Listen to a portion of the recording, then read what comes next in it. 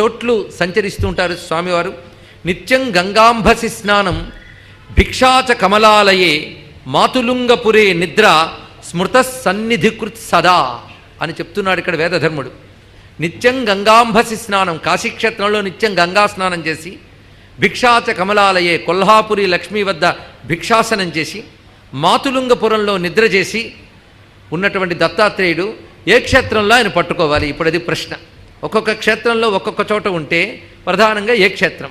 ఇక్కడ మాతులుంగపురం అంటే సహ్యాద్రి పర్వత శ్రేణులు అని వ్యాఖ్యాతలు తెలియజేశారు. సహ్యాద్రి దత్త సంబంధమైనటువంటి క్షేత్ర విశేషం. సహ్యాద్రిలో స్వామి నిత్యవాసం ఉంటారట. మరి స్వామిని మనం పట్టుకోవాలంటే ఎక్కడికి వెళ్ళాలి? సహ్యాద్రికి కదా? కాదుట. అద్భుతమైన మాట చెప్తున్నాడు ఇక్కడ. స్మృత సన్నిధికృత్ సదా. స్మృత సన్నిధికృత్, స్మరిస్తే చాలు సన్నిధిలో ఉంటాడట దత్తుడు.